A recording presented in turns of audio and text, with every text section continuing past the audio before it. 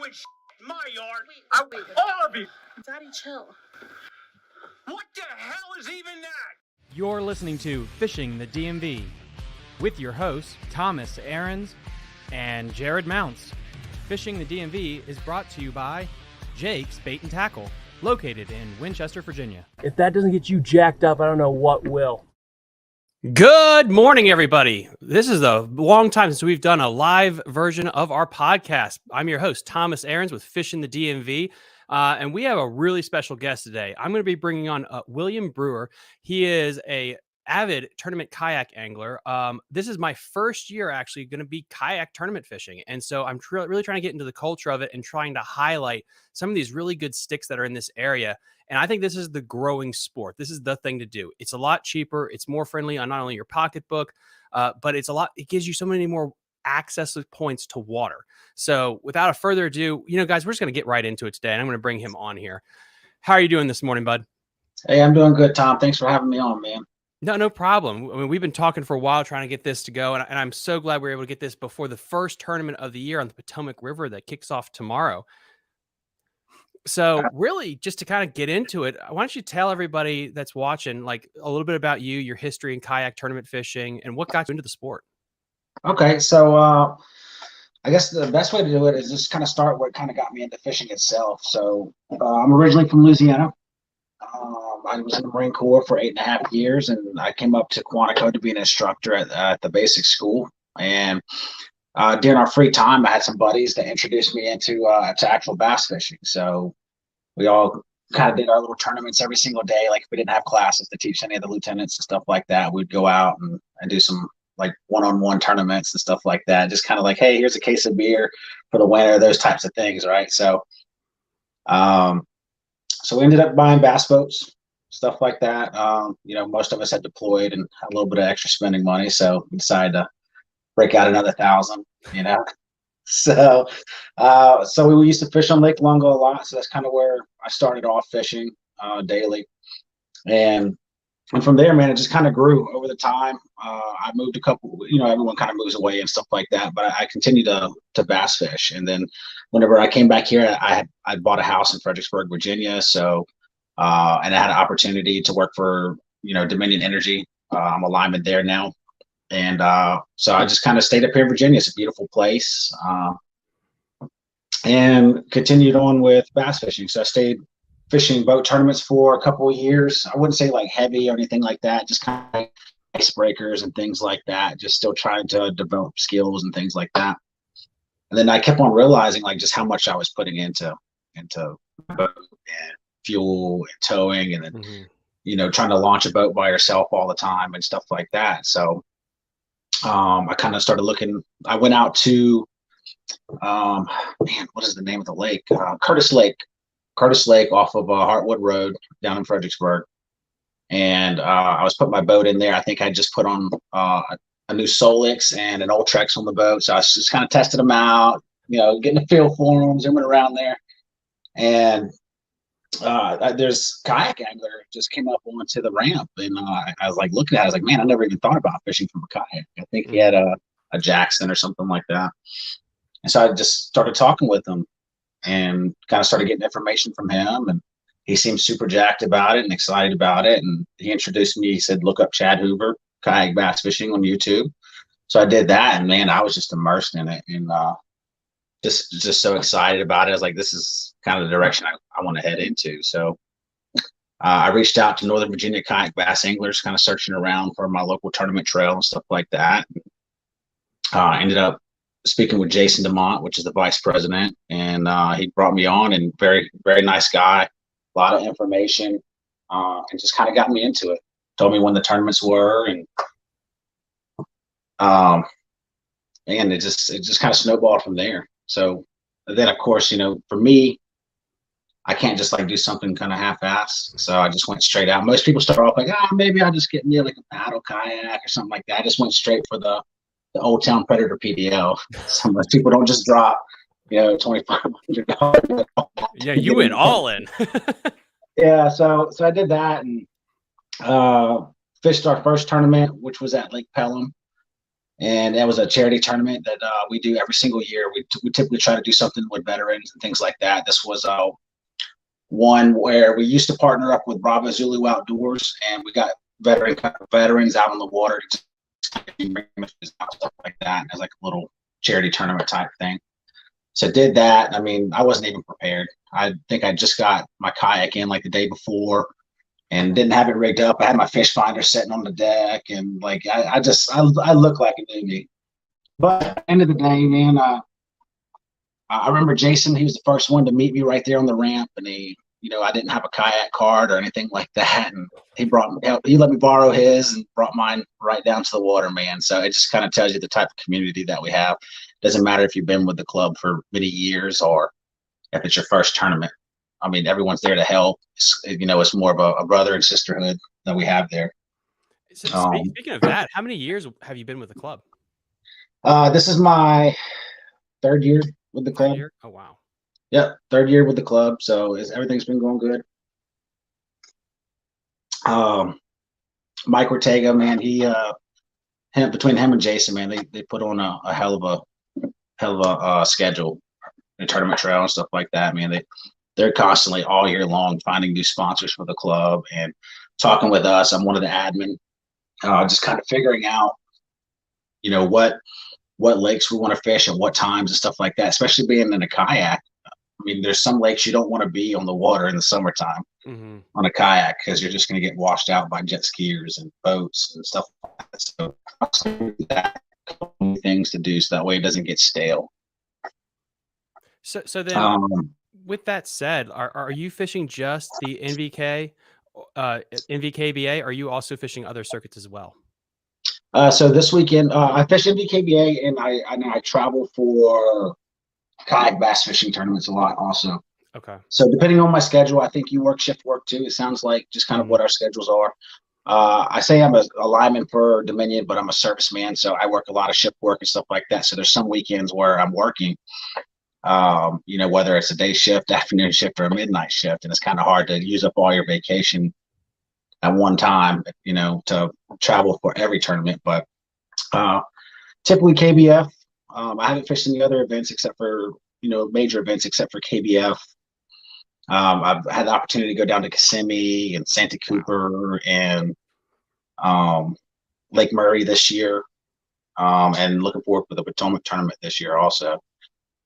So that's been a blast, getting to travel and introduce myself to new lakes and stuff like that. I think there's a lot of anglers that can be really good on their home waters, but traveling and learning these new lakes and rivers and stuff like that, it just adds into your tackle box of skills of learning how to fish these things.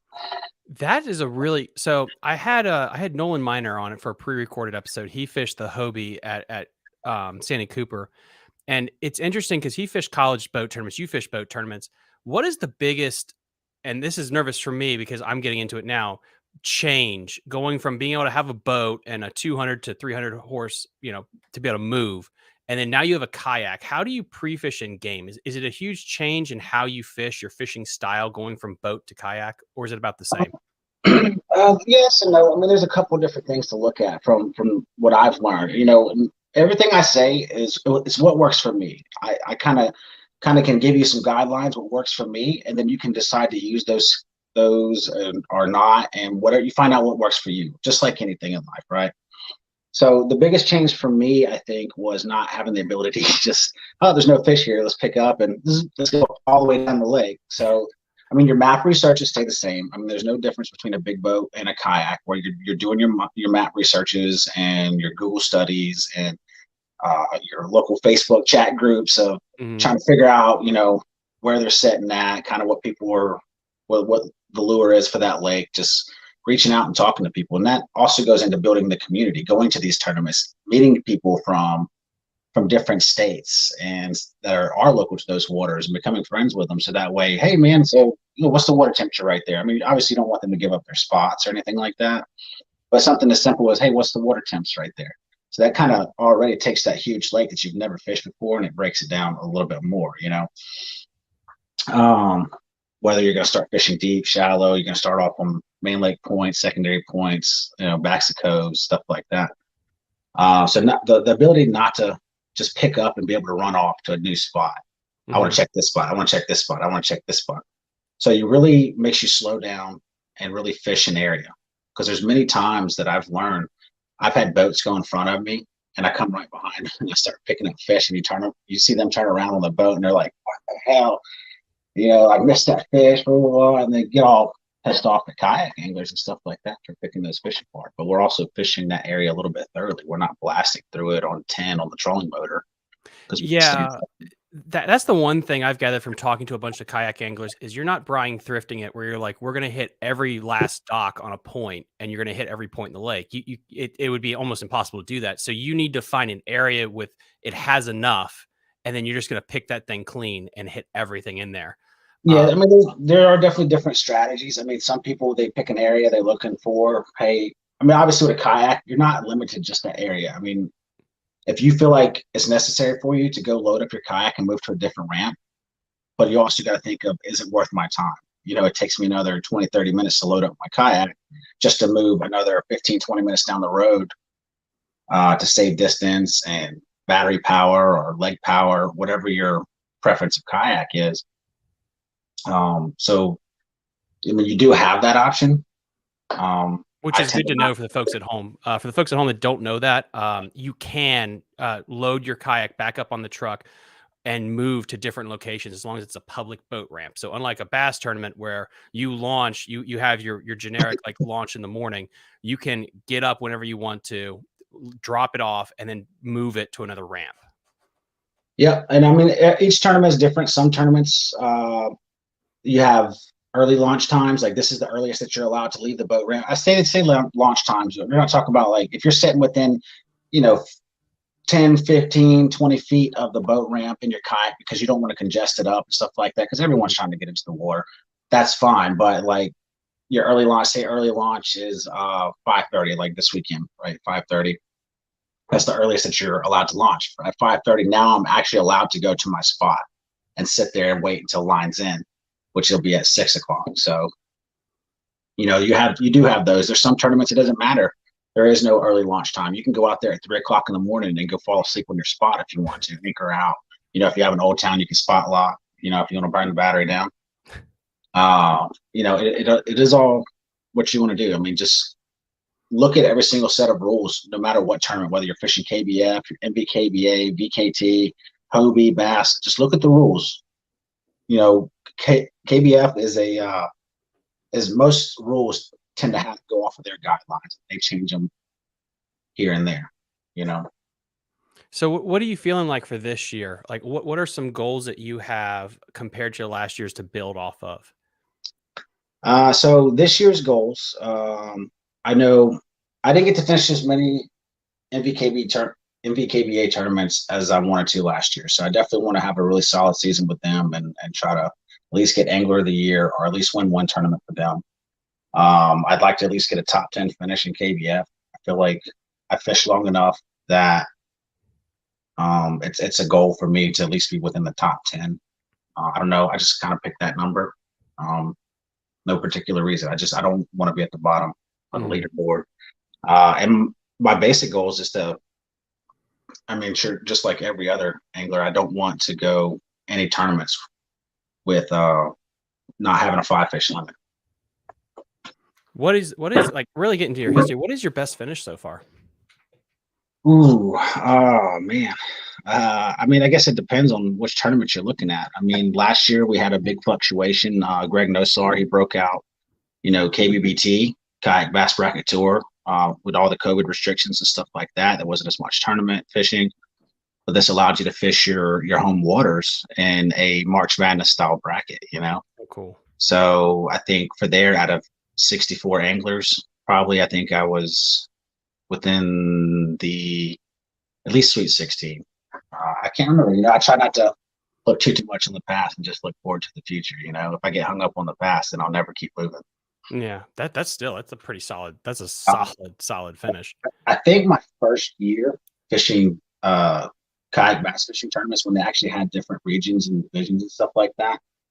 I think I ended up like 13th in the Northeast region or something like that. That's not bad at all. Good. No, not for my first year of ever kayak fishing. I thought I was pretty happy with that. Now, how far are you traveling this year? Do you have a bunch of out of state tournaments on the docket that you're going to be trying to hit? Let's see. I mean, a lot of things come up, as far as especially working with Dominion storms pop up here, then it's less likely that I'm gonna have the opportunity to go out of town. I did have Kissimmee this year planned, but I ended up not being able to. Probably the national championship, Tennessee. I did originally have a plan to go down to Gunnersville, and I was looking forward to that. But once again, a couple schedule changes and stuff like that, it's kind of prevented me from going down there. Mm-hmm. No, I mean, life happens. Yeah, absolutely. Now, guys, if you have any questions for William, please let me know in the comment section below. I'll try to get those answered before we run out of time this morning. But now, switching gears, and we were talking a little bit before we went live. Potomac River, you and a couple other anglers may be fishing both days for different organizations. Maybe one day. Sounds like there's going to be a ton of tournaments going out on the river this weekend. What are your overall thoughts going into this first event of the year? First event for NVKBA. There's a lot of great guys. I don't fish the Potomac as much as I should, just because I do live right here next to it. But because Virginia has so many great lakes, it's hard to just go in the Potomac. Tidal waters is definitely not one of my strong suits, but it's one of those things where if it's not your strong suit, you need to start jumping into it and learning it and make it one of your strong suits. Yeah, especially you live in the Fredericksburg area, and I honestly, till I started this podcast, I didn't know how much water you guys had down there. I was shocked. Yeah, there's a lot. Yeah, you can fish almost a different lake within a 30-minute drive. Compared to where I am, it's about a 2-hour drive to get to the tidal Potomac, and that might be the closest water that a big boat can go out of. And so that's really awesome for anglers down there, because you can really sharpen your skills on, I'm assuming, a variety of different techniques and different types of water. Yeah, absolutely. There's a lot of dirty water lakes. There's a lot of clear water lakes, big ones. There's grass lakes, man-made. There's all kind. It definitely helps you out as far as learning new skills and which lures are better for clear water, which techniques are better for clear water, fishing muddy water. It definitely broadens all those techniques and skills. But there's a lot of water down there, so it's very hard to go to the Potomac and just fish. Some guys go to it every day. There's a lot of guys that are way better at the Potomac than I am. They're river rat. They stay on it. They stay on the Potomac. It's hard. It's really hard growing up in this area. And guys, my history fishing high school, college tournaments, and I fished the ABA for 1 year. You can quickly become the river rat, and it can help you and hurt you. It can give you one solid finish every year, but if all you know is how to fish that tidal river, dude, it can become a handicap real quick because you just get stuck in your ways there. So yeah, no, I feel you there where it is. It's hard to be well balanced, and that's what you need to do if you really want to compete in a tournament trail that's not just local, like you're doing. So did you have a chance to pre-fish the river? What are your thoughts on how many inches it's going to take to win? I think typically around, I want to say between 86 and 93 inches is probably what's going to end up winning it. I'm not sure how the weather has affected so much. At least it's been consistent. As far as the rain wise, I know it's going to be really muddy. I personally haven't had the opportunity to go out and do any pre-fishing just because of work. So it sucks because I live right here. This is the one tournament I should be able to pre-fish almost every single day. But yet here I am stuck at work every single day. Between getting kids up for school and then by the time you get out to the water, it's about time to pack up to go to work. So even if I work an afternoon shift, so I didn't get to pre-fish as much as I wanted to. But I think probably around 93, maybe 96 inches. It depends how today's weather is. And but I definitely believe it's going to be super, super muddy, like chocolate milk. And if you don't know how to fish those types of waters, then it's going to be very tricky for you.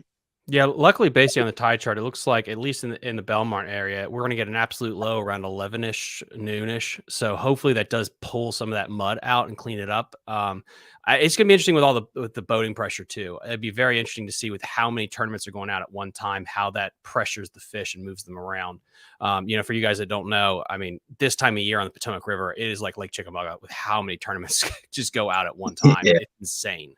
I think that's definitely going to be a challenge. I think there was 101 anglers just for KBF, and I think there was, I want to say between 60 or 80 for NVKBA. I could be wrong. It's been a minute since I checked. But this is obviously some of those are, doing in conjunction with each other, KBF, NVKBA. So definitely have a lot of kayak anglers. There's only so many boat ramps. So sharing that, then you have your big boats come in, they're trying to launch and get on the water. It's just like any tournament, especially if you're having all those together. I mean, you're fighting constantly for space and water that hasn't been fished over 50, 60 different times. Mm-hmm. So knowing those things, I think having an early bite is probably going to be key. Getting your 5 fish early in the morning and then slowly starting to upgrade throughout the day. I think that's probably what's going to be the best opportunity for you. Yeah, I'm thinking just with the weather that came in and the water fluctuation, I think it would be surviving this event. If there wasn't as much rain, it was a little bit more stable. I'd definitely be looking forward to it a little bit more because it's gonna, with the water clarity and the wind that we might get, it's gonna mess up a lot of guys. Plus the pressure situation. So I think the inches might be a little bit tighter comparatively if we hit this a little bit earlier in the year when we'd really have some massive weight. But I don't know. That's why you get out there. So like one question I had for you is like, what tournament are you looking forward to the most this year? Ooh, man. I don't know. I kind of get excited for each one. I mean, it's kind of hard. I mean, I was really looking forward to Kissimmee just from last year because I did get a chance to go down to Kissimmee last year, and I was looking forward to that one. Just because it's Florida. I mean, it's not often you get to go down to Florida and catch these monster bass. You got friends that live down there, and you just see these big weights that they're put up. And you're just like, man, I have every cast could possibly be a 10-pounder, 10-pounder. So you get excited about those. So unfortunately I missed that. I mean, as far as all tournaments, I'm probably looking forward to the KFL season, man. I'm the owner for the Washington Warhawks, and it's going to spread us out a little bit. We get to fish a little bit throughout Virginia against the Privateers and the Virginia Reapers, but we also get to go out of state. I mean, probably St. Clair. Actually, yeah, KFL St. Clair, whenever we go fish against Motor City. Dude, those guys up there. The big Lake St. Clair on a kayak? Yeah. So I missed that tournament last year because I kind of joined the team a little bit later on, and I didn't quite have it on my schedule yet. So, but I definitely look forward to that. I mean, you watch all the, MLF and bass and stuff like that, fishing these big lakes and getting to catch these monster smallies. That I think that's really going to be fun. So that's probably going through the schedule in my head right now because I don't have it in front of me. That's probably the one lake that I'm really looking forward to. Now that's kind of like an offshore fishing deal. And that gets me to my next question. Coming from Louisiana, fish in shallow water, power fishing kind of style, I'm assuming is kind of your wheelhouse, right? Yeah, I'm definitely more of a power fisherman. Jig. I mean, a jig is such a versatile bait. So using that, swimming it, crawling it, flipping, pitching, all those different types of things. Robert Brown, he's probably one of the best jig fishermen that I know. And I've kind of been lucky that he's kind of put me right up underneath here to share his skills and knowledge, man. So there's a reason he's called the jig master. It's one thing you always find in his hand. So power fishing, crankbaits, spinner baits, chatterbaits, all those different types of things, just kind of running and gunning a lot. It helps being on an Old Town. I have the Autopilot 136, so being able to adjust my speed with the trolling motor, Minn Kota trolling motor, and Autopilot. For the guys at home that don't know, like, could you walk through your kayak, like the Old Town, the setup of that? Is that the trolling motor like in the center of the kayak, or is it like on the bow? Or yeah, so Old Town, they came up with a new line, sportsman line of kayaks. Is the first kayak that has really like a true integration into the kayak. I mean, you have other ones. You have Feel Free that have the Dorado, stuff like that we can change out between the motor and the pedals and stuff like that. But as far as Old Town, they kind of like streamlined everything. They have instead of people constantly mounting trolling motors on the bow of their boat, which it does a lot of things when you do that. You'll see those guys, their nose will tend to tilt down a little bit more. So that way now you're crashing into waves. For Old Town, kind of push the motor back a little bit, integrate it into a pull cord. All I gotta do is pull the cord, it locks my motor down, set it, forget it, and I come up to a spot, I can hit spot lock. I mean, it's just like having an autopilot for a big boat. Oh, wow. So they did a lot of research, and they put a lot into the engineering as far as getting that kayak ready. It's kind of like the streamlined tournament kayak. Lots of space. Myself, I mean, you can either go with the 120 or the 136. I prefer the 136 because of the amount of deck space that there is. You don't think you need it until you need it. So it's super stable kayak, man. Obviously, I told you I started off with a Predator PDO. I love the Old Town line. That's kind of what I started off with. I've seen a lot of them, did a lot of research on ones that I wanted. So. Now, is there anything else you like to pimp out with the kayak? I guess I see people running like dual power poles or like an anchor system. Like, how much tackle do you even like to carry? Do you like to go lighter, or do you like to be like these guys that carry like 20 rods on a kayak, or where do you fall in that? I know for me, I guess I don't want to say I'm like too extreme. What's too extreme? No, there's nothing called too extreme. Right, so for myself, I typically carry about 9 rods because I don't do the little square crates. I do the longer ones, right? Like the rectangle. So I have 2 of those. One is just my Plano bags, the little Plano speed bags. I have those all set up with my soft plastics, kind of turned. Like if the kayak's going this way, they're kind of this way, right? Right next to the seat, so I can reach around, grab, do whatever I need to do. Then right behind that, I turned another one of those long ones this way, and it has 3 sets of 3 rod tubes. So I typically carry about 9 rods, and that has all of my Plano boxes for my crankbaits, chatterbaits, terminal jackal, stuff like that. So I mean, it can be heavy. I mean, soft plastics are heavy. I probably carry more than what most people do. I typically I have a Solix 10, and I'm working on getting my Helix 10 mounted on there also, but that's also for future as far as having the Mega Live, Mega 360. Yeah. So how would you do Mega? Are you trying to do Mega 360 and Mega Live on the kayak? I'm still trying to figure out how I want to mount it, but another good person to look at is Casey Reed, another Virginia angler. Huge stick. I mean, he's doing so well this year. I think he had a 6th place finish at Lake Murray. I think he just had a 3rd place finish at Cato. He's a phenomenal angler. So he's kind of already figured out that system because he's been doing it a long time. He's been with Old Town Pro Staff, Pro Team for a very long time. So trying to reach out to him and really figure out how I want to set things up. For me, I preferred my Solix. If I could have 2 Solixes, I would, but the money is money. It's expensive. Yeah, they are. Now, how much juice are you sucking up then with the trolling motor and then the electronics and maybe nav lights? Like, are you running this off of one battery system, or are they 2 separate battery systems?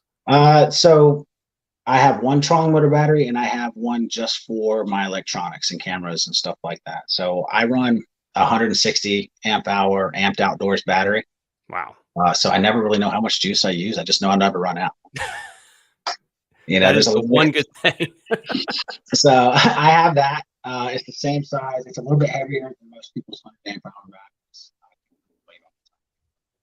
batteries. But it's lighter and has more power than a lead acid battery. So having a lightweight kayak obviously allows you to get a little bit more speed. But then I also have a 50 or 48 amp hour battery that I have hooked up to the Yak power system.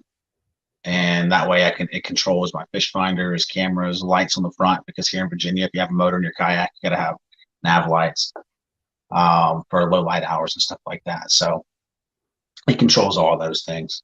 And like I said, I've never run out of batteries. So I'd rather new people to kayak fishing buy more than what you think you're going to need, because it sucks to buy this low amp hour battery, and the next thing you know, you realize you needed more. Or you forgot, hey, I'm going to add this on later on. But then you're like, well, now I'm going to start running out of battery. Now I have to buy another battery. So now you just spent twice the amount of money on a battery versus just buying the amount of amp hours you think you might grow into. So. Yeah, that's really good advice for people at home, because I know one thing when I was getting into this is like, okay, this is where I see lithium being a big deal, is for the kayak stuff, because of just the weight issue. I've kind of been like balking at it for getting it for my big boat, but now I'm like, yep, this makes sense. This is a really good place to put the money into it eventually. We do have a question here. Let me get this up on the board from VHWV. What part of the Potomac do you think will be the key this weekend? The north, south, up a creek, mid creek, south main Potomac? Oh, You want to man. give your thoughts first? You want to get me to give mine? Why don't you go ahead and give yours so I can kind of process that? Because the tournament hasn't started yet. This is a lot. So I Yeah. don't want to get up So, too much in my pattern. yeah. So I can give you guys a generic idea since I have fished the Potomac once or twice. I haven't seen it. Okay. So I've heard word of mouth about how muddy it is. And depending on the boat pressure, I think it's going to be really the Belmont, Mattawoman, and up area. That's usually the places that hold the most fish. They're spawning now. Aquia usually turns on, generally speaking, not at the same time as Belmont and Mattawoman. So I really think that's where the biggest volume of fish are. I think the beach area definitely has good ones, but it just depends on the pressure. I've made runs down there before, and if there's 400 boats and a couple of kayaks, it cuts those fish up between so many. It makes it harder to win there. Now, if it's really blown out, it'll probably be the DC area where it's the water's a little bit cleaner, blue pane, someplace like that. I've won a tournament early in the year there where it was the water was just so blown out that was the only place you could get bit. I know it's kind of it's vague. The main river, again, if it's super duper muddy, the main river is really weird to me because you can have some fantastic days, but if the weather's not perfect, you're screwed. So you got to have a backup plan, not just the main river part of the Potomac.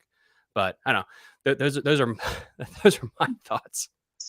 Yeah. Let's see. Is that Victor Hendricks, West Virginia? Is that who that is? It might be VHWV. Again, it can be generic stuff. Okay, so if that's him, that's my travel partner, man. We travel for all the KBF tournaments and stuff like that. We share stuff. I knew it was you. Yeah, he just messaged me. I knew it was him. So Victor's really good at the Potomac. I think it's gonna be mid and up, man. I think there's gonna be a lot of pressure down south as far as the boat launches and stuff like that. And there's certain creeks that are well known, like that you just hear the name constantly. I think there's just gonna be too much pressure. I've fished those during tournaments before. Because I'm not gonna say the creeks because I don't want to give them away in case you don't know, because I do have teammates and stuff like that will be fishing these. For me personally, I think that it's going to be just too many people in one area, so everything's constantly getting hit. So either you got to fish there or you don't. The thing with the Potomac, the tide, stuff like that going out, the fish are moving up and down. Sometimes depending on where the water level is, they might stick. I think it's not necessarily going to be more of an area, but the type of cover that they're going to be on. I think that's, for me personally, that's what I'm going to look for. I'm going to try to figure out what cover that they're on, just because I believe it's going to be super muddy, and then and really hit those and really fish through them. I don't think running a crankbait or a chatterbait or something like that past something once is going to do the trick. You're going to have to hit it 5-6 different times. You're really going to have to slow down and thoroughly fish an area and run something back, maybe switch up between two different things. No, and yeah, I understand about the kayak thing, but I just meant in general, if the water is dirty, that's where I think it is usually one for like boat tournaments is above the bridge when it gets really really yucky out. But no, that is, yeah, I think it's going to be interesting to see how muddy it is because that is going to affect it. Plus the pressure. But again, that's what I tell people. It's the Potomac. Like when I talk to high school kids, it's like, guys, you got to just get used to it. You 90% of the time, there are a couple of places that we all know their names that there's a shit ton of fish. And there's going to be people, and you just got to deal with it. Unless you find the juice and it's private, you're going to have to get comfortable if you want to like cash a check on the Potomac with crowds, because it's part of the beast, sadly. Yeah, with any luck, like you said, going up past the bridge, hopefully all the boats go that way. Yeah. All right.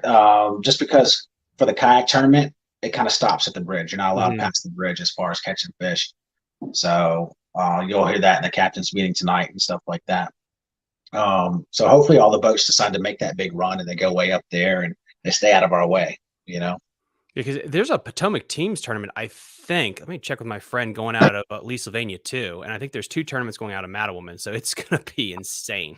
It's going to be insane. That's why I kind of chose in the ramp that I did. I believe that it opens at a certain time. And I don't think a lot of people are going to pick that area. So now, when you go on the river, do you go with a buddy or do you just go out by yourself? I'm talking more of like a safety thing. Do you actually like do it all by yourself, or is it more like, you know what, it's a little choppy today, I probably want somebody around me? Or I think a lot of stuff has to deal with the weather itself. or what event it is. I mean, I do have team tournaments. Like I said, with the Warhawks, it's a team tournament. So two of us might fish at one spot and work together. Like Victor, I mean, he was the one who was asking the question. So him and I mean, we fish all the time together. And typically I pass over fish and he comes by and catches them right behind me. It's a pain in the ass. and, so, there's a lot of times we go out with him, and also depending on the weather, if it's out there and it's pushing heavy winds and you just see white caps and stuff like that, obviously have good judgment. Don't get out there and flip your kayak. And sometimes, the tournament doesn't end just because the weather gets bad, but just be safe. The last thing you want to do is drown and lose all your stuff. Yeah. Your worst case scenario, you drown, right? Best case scenario, you lose all your stuff. So I definitely recommend going out with a buddy, especially if you're new kayak fishing and you're still trying to figure yourself out. I mean, what kayak do you use? I got a Wilderness Radar 135. Okay, I mean those are they've been around for a little while, so I mean they're a staple of a lot of people's fishing platforms. So.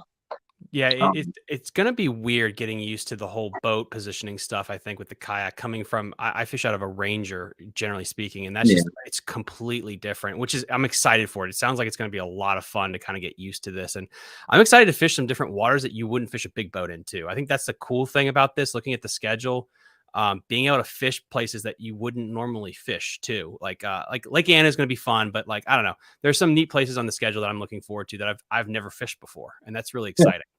Now, are you just paddling? Or do you have a motor? Do you have like a Torpedo? I mean, if you really want to be good, you have a Minn Kota on there. But yeah. Well, right now I'm starting with a pedal drive system, and then I'm going to slowly get into the Torpedo, probably something like that, because I also live right next to the Upper Potomac. So the trolling motor on the front, I thought it's probably not the best thing for the waters I hit compared to having something on the back that'll kick up.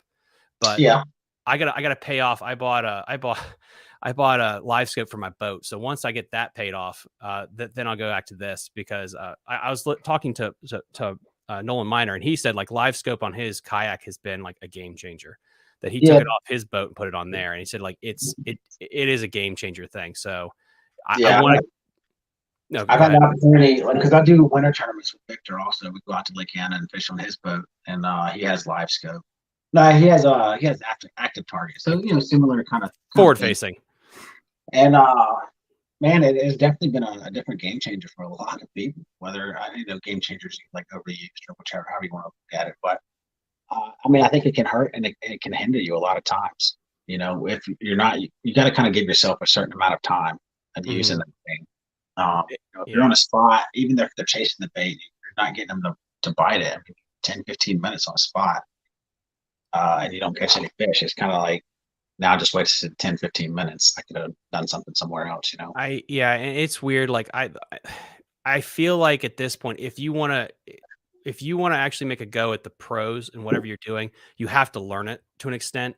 You got to be comfortable with it, whether you use it or not all the time, because it is a thing where if you get on one of those lakes in your schedule where you need it and you don't have it, you're not finishing high at all. Yeah.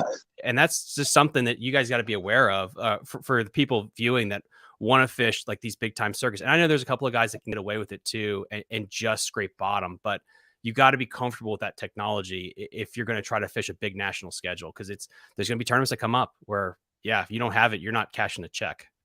Yeah, absolutely. I mean, there's a time and place, to use it, but like you were just talking about, if you don't upgrade yourself with technology or learn to use it, then you're going to become obsolete yourself. There's a lot of great anglers that refuse to learn technology. And I mean, I'm no pro at it, but I've definitely gotten a lot better over the years. I remember whenever I first started fishing, you still have your little fish IDs on there. That's kind of how I started, probably like how the majority of people started. Now it's a little bit easier for me to determine what's fish and, what type of structure and cover and stuff like that that's out there. Well, that's a good thing when you say evolving. Like, what is one technique that you want to improve on this year, or one style that you want to get better at? Probably finesse fishing. I mean, I know a lot of people use Ned rigs, but I don't like Ned rigs. I know it catches fish. I think for our waters, I'm not saying that it's not deadly, because there's a lot of people that use Ned rigs on the Potomac, stuff like that. I feel like it's a little bit more of a clear water technique. I don't like breaking off like every 2 seconds. Like there's a blade of grass and it gets snagged on it and can't get it unstuck, Yeah. or a fish just, for me, I would be afraid that I would have a fish choke it so bad. Now I can't get it out and it ends up killing the fish. I'd rather not do that. So if I know a technique that I'm more likely or not going to kill a fish just due to my own skills and knowledge for it, then I'm not going to do it, because I'd rather keep fish alive. That's part of that conservation, being conservation minded. Yeah, I'm the same way with the tube. I mean, I love, again, fishing like smallmouth rivers constantly. Like it's the Ned rig or the tube, and I have never had a love relationship with the tube for some reason. The Ned rig, smallmouth candy. It's just what it is. Like you got to throw something like that around these rivers for smallmouth. I definitely think finesse fishing is probably something I'm going to focus on a little bit more, probably towards the summertime, and like offshore deep cranking. That's probably like the two techniques I really want to get pretty good at. Because those would be big on Lake St. Clair, right? Yeah. So I think that's going to be a good opportunity for me to really get some practice in there. There's a lot of lakes here too that, you have the opportunity to kind of fish offshore and really dredge a big, a dredger. I'm a Berkeley guy. I like Berkeley. So I use the dredgers all the time, and to really kind of get it down there and scrape the bottom. Yeah, no, that's 100%. So let's talk about Warhawk. Yeah, so the Washington Warhawks, kind of KFL's, once again, kind of like KBBT, it's kind of new on the scene. So this is the second year. I believe, don't quote me on it. I want to say there's 32 teams, kind of like the NFL, right?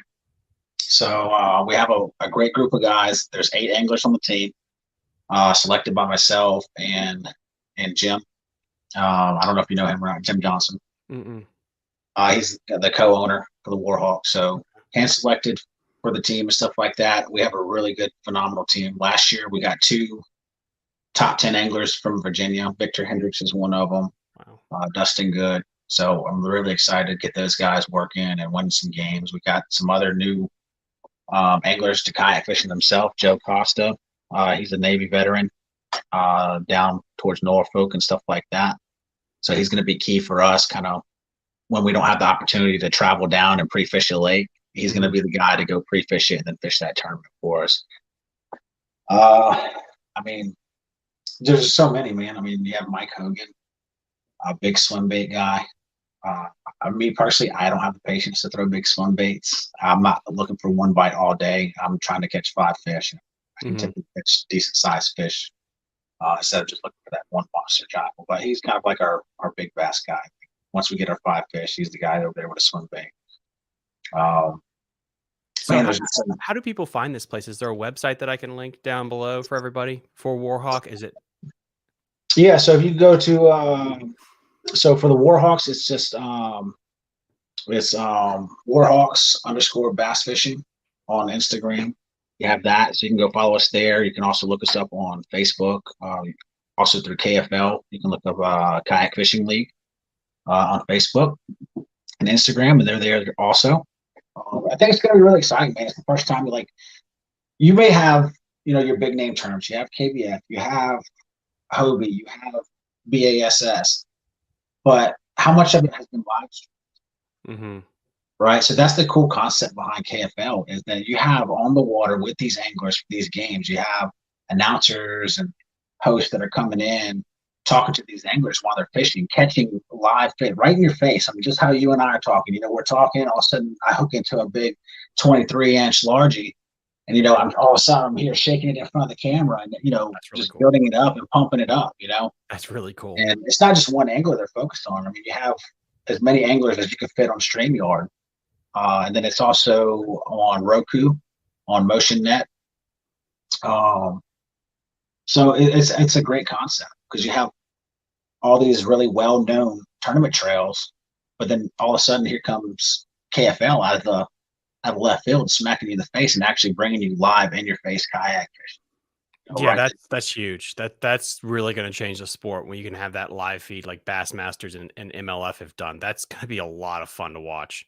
And absolutely, and it's not just live too. Like, you can go on, you can type into the chats, you can interact with these anglers.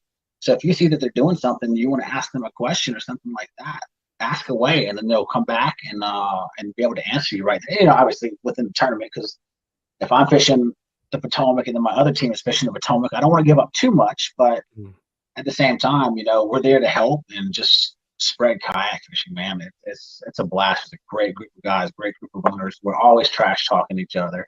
We always do a lot of pre games and little side bets here and there, whether it's, hey, changing your Facebook profile picture to the other team, little things like that. So really great group of guys. That's awesome, and I really look forward to actually like getting more into it and really learning about the program. And guys, all the stuff we talked about will be linked in the description down below when this episode gets republished, especially with the Warhawk information. If you please check them out. Do you have any sponsors that you'd like to plug? Yeah, I mean, obviously, we have Old Town Kayaks. Like I said, I started off with Old Town, and I was very fortunate enough this year to be able to get onto their pro staff. So make sure you check them out. To me, it's a kayak that I've used. I've owned if you have any questions about them, I've owned the Predator PDO, which is still the PDL system. I own the Sportsman 106 and the Autopilot 136. So if you have questions on those, or hell, if you're even here and you want to take one of them out just to kind of get a feel of it before you purchase one, I'll take you out. So that way you can, get a feel of it. If it's the type of kayak that you want, feel free to reach out to me. Outdoor Dreaming, they've always been a sponsor for me since I very first started, man. That's my buddy from the Marines. He was one of my corpsmen. Oh, cool. So he's actually here in Maryland. So it's a DMV company, a veteran-owned company. So go over to outdoordreaming.com and check them out. And also you can go to my Instagram, and I have my sponsors link. It has all quick links to go to these codes and stuff like that you get a little bit of discounts off of. Old 18 Outfitters, another veteran-owned company. They're a rod company out of Texas. They reached out to me this past year. So these are all their rods. And I mean, as you can kind of see a theme, I really like veteran-owned companies. I try to support my own, and I try to support local as much as I can. YOLO Tech, I'm with YOLO Tech, so if you need all-day power to filming, especially for the KFL or YouTube channels and stuff like that, look into their stuff. If you go over to Sponsors League and buy off of me, I do get a little bit more of affiliate. But YOLO Tech is also another veteran-owned company. KBF is a veteran-owned company, so hence the reason, I try to support my guys.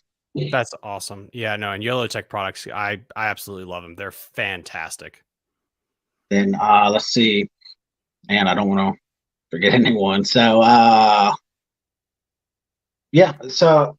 And then obviously with KFL for the Warhawks, we have Brew Works, Republic here in Woodbridge. They're one of our main sponsors and stuff like that. So if you're in Woodbridge, down here for the Potomac, go over there, grab a beer. They're another veteran company also. So they have the Brewers. I know it's kind of weird because my last name is Brewer. So the Brewers, they're master brewers and stuff like that. They're veterans. So really great company. Head over there tonight. I think they do karaoke on Friday night. So I want to hear everyone sing. Good deal. That is awesome. And guys, everything that he mentioned this episode will be in the episode description. I'll link it down below so you can find and follow this man on his tournament journey this year. Definitely thinking he's going to be winning one of these this year. It's just I feel like the karma is good. Hope so. Put it out there. Will, anything else that you want to discuss? No, man. I appreciate you having me on. Yeah, continue to watch the channel.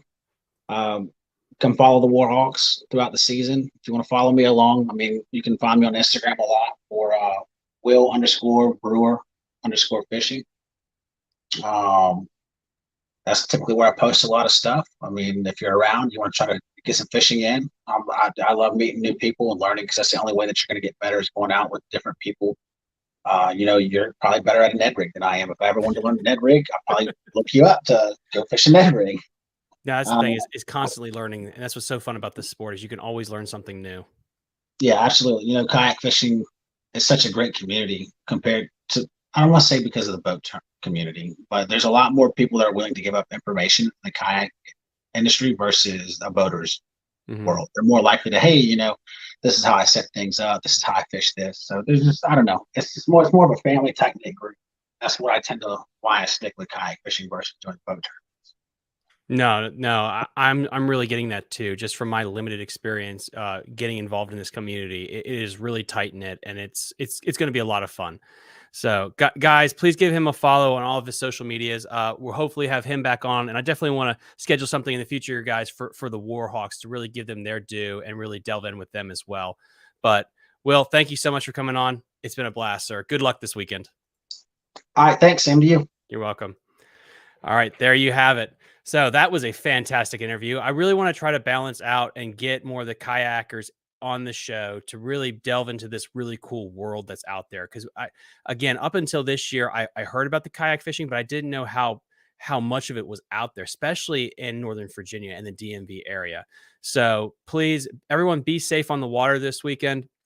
We have 2 podcasts dropping next week along with an instructional video. So again, please like and subscribe to the channel. The more this grows, the more guests we have on. We do have, I think, John Cruz scheduled for sometime in April and some other Elite Series pro. I got to talk to Jared that we're going to have come on the show. We're trying to work it out because their schedules are so hectic, but it's going to happen. I'm just kind of putting that out there now, but yeah, we'll have those on as well. So it's going to be a lot of fun. Either way, guys, be safe out on the water, and then we'll see you guys next time. You're listening to Fishing the DMV with your hosts, Thomas Ahrens and Jared Mounts. Fishing the DMV is brought to you by Jake's Bait and Tackle, located in Winchester, Virginia. If that doesn't get you jacked up, I don't know what will.